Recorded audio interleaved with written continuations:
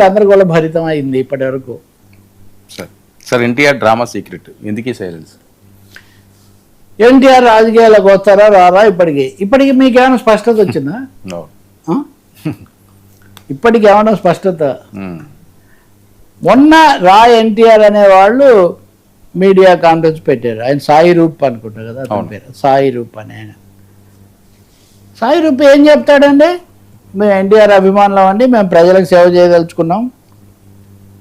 మీరు ప్రజలకు సేవ చేయడము ఎన్టీఆర్ని అభిమానించడం రెండు విషయాలు. ప్రజలకు ఎన్టీఆర్ పేరుతో మీరు సేవ చేయదలుచుకున్నారంటే అప్పుడు ఎన్టీఆర్ పిక్చర్లోకి వస్తారు.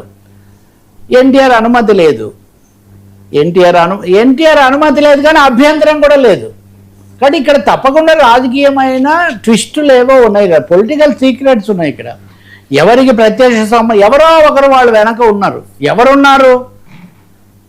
ఎన్టీఆర్కు సంబంధించిన వాళ్ళు ఉన్నారా, ఎన్టీఆర్ వ్యతిరేకులు ఉన్నారా? నేను చెప్పలేను. ఎందుకంటే ఢిల్లీ హైకోర్టులో ఎన్టీఆర్ నా బొమ్మ కానీ నా పేరు కానీ బ్రాండ్ కానీ ఎవరు వాడకూడదని కేసు వేసి మరీ తెచ్చుకున్నాడు. తన బొమ్మే వాడకూడదని చెప్పినటువంటి ఒక యాక్టర్, ఒక సూపర్ స్టార్ తన పేరుతో ఒక సంస్థ పెట్టి దాని ద్వారా మేము కార్యక్రమాలు చేస్తాము, 100 కోట్లు సమీకరిస్తామని ప్రకటిస్తూ ఉంటే దాన్ని ఎలా అనుమతిస్తారు? అనుమతి తీసుకొని అక్కర్లేదు, మా అభిమానం అడిగారు కూడా మీడియా వాళ్ళు మీడియా వాళ్ళ మీద విరుచుకుపడ్డారు. ఏమని? ఆ అబ్బాయికి చిన్న వయసే 30 ఏళ్ళ లోపే ఉన్నాయి, 23 ఎన్నో చెప్పాడు, ఎంతైతే ఏముంది. కానీ ఈ ఆలోచన మటుకు చాలా అస్పష్టంగా అనుమానాస్పదంగా ఉంది ఖచ్చితంగా చెప్పాలంటే. ఎవరేం మాట్లాడకండి, ఎందుకు మాట్లాడండి?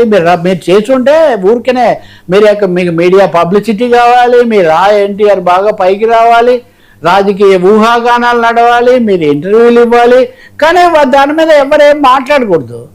ఎన్టీఆర్ అనుమతి లేదు, సంబంధం లేదన్న ప్రకటన కూడా ఉంది, అయినా మీరు ఎన్టీఆర్ బొమ్మ పెడతారు. మేము అన్న తర్వాత కూడా మీరు ఎందుకు పెట్టారని వాళ్ళు అడగరు. ఇది జరిగి కూడా 2 రోజులు అయింది కదా. మరి ఎన్టీఆర్ ఆఫీస్, ఇంకోటి ఏంటి, ఎన్టీఆర్ ఆఫీస్ నుంచి ప్రకటన వచ్చింది కానీ ఎన్టీఆర్ నుంచి రాలేదంట. ఇంతకంటే ఇంకేదో ఈ వాదనలు అనేది ఎంత అర్ధరహితంగా ఉన్నాయంటే, ఎన్టీఆర్ ఆఫీస్ వేరే, ఎన్టీఆర్ వేరే. ఎన్టీఆర్ ఆఫీస్ ఎందుకు స్పందించలేదు? లేదా అది ఎన్టీఆర్ ఆఫీస్ కాదా?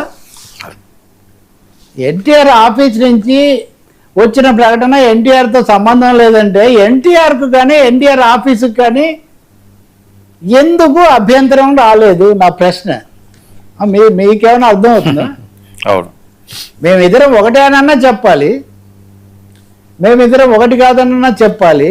కాబట్టి దీన్ని కొంతమంది కావాలని వెనక నుంచైనా ప్రోత్సహిస్తూ ఉండాలి, లేదంటే వాళ్ళే అక్కడి నుంచైనా ప్రోత్సహిస్తూ ఉండాలి. ఇంకా చాలా లాజిక్గా అతను అడుగుతున్నాడు, ఎందుకు చేయకూడదు, చేయడానికి ఎవరి అనుమతి అక్కర్లేదు. ఖచ్చితంగా అదిగో వెనక బొమ్మేసుకొని ఎంతసేపు జరిగిందని ఎన్ని ప్రశ్నలకు జవాబు చెప్పారు.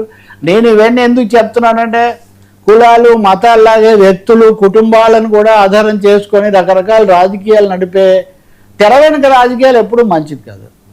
అది ఎన్టీఆర్ ఢిల్లీ వస్తున్నాయన్నా, ఇది వీళ్ళకు మంచిది కాదు, అది అటు కూడా మంచిది కాదు. ఈ డ్రామా అయితే నిజము, ఈ సీక్రెట్ ఏంటో బయటికి అది ఎన్టీఆర్ బాధ్యత, అది ఇట్స్ ఎన్టీఆర్ బాధ్యత. అది లేకపోతే మటుకు ఎవరైనా ఏదైనా ఇలా చేస్తారు. ఇంకా సరే, అవార్డులన్నీ బీజేపీ లైన్లోనే తిరగబడి చరిత్ర. అవార్డులో మొన్న ఫిలిం అవార్డ్స్ ఇచ్చారు కదా, తెలుగు సినిమాలకు 9 అవార్డులు వచ్చాయన్నారు. ఇదంతా కానీ చాలా ఎప్పుడూ లేనంత స్పష్టంగా కేంద్ర ప్రభుత్వాన్ని దాని నిర్ణయాలను బలపరిచే వాళ్ళకు అవార్డు. మొదటిది కాశ్మీర్ 370. కాశ్మీర్ 370 రద్దు చాలా స్పష్టంగా వీళ్ళ విధానం, అది మనకు తెలుసు. దానికి అవార్డు ఇచ్చి అందులో నటించిన నటీమణికే మళ్ళీ ఉత్తమ బహుమానం కూడా ఇచ్చారు. మిగిలిన దాదాపు అవార్డుల్లో కీలకమైనవన్నీ కూడా 60 వీర సావర్కర్ మీద సినిమా తీసిన దర్శకుడికి అవార్డు ఇచ్చారు. అలాగే కల్కి సినిమా కూడా, కల్కికి సంబంధం ఏంటని అనొచ్చు, కల్కి అధికారికంగా ఏదైనప్పటికీ అది కూడా ఈ నమ్మకాలు సనాతన విశ్వాసాల చుట్టూ అల్లబడినటువంటి కథ. అది మిగిలినవి కూడా దాని చుట్టే.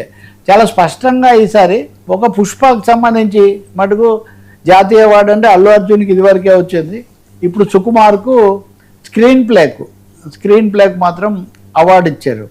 అలాగే ఆమెకు కొణిదల ఆమె వాళ్ళ అమ్మాయి, ఆమె తీసిన సినిమాకు కూడా ఒక అవార్డు ఇచ్చారు. దాంట్లో కూడా కొన్ని ఇలాంటి అంశాలన్నీ ఉన్నాయి.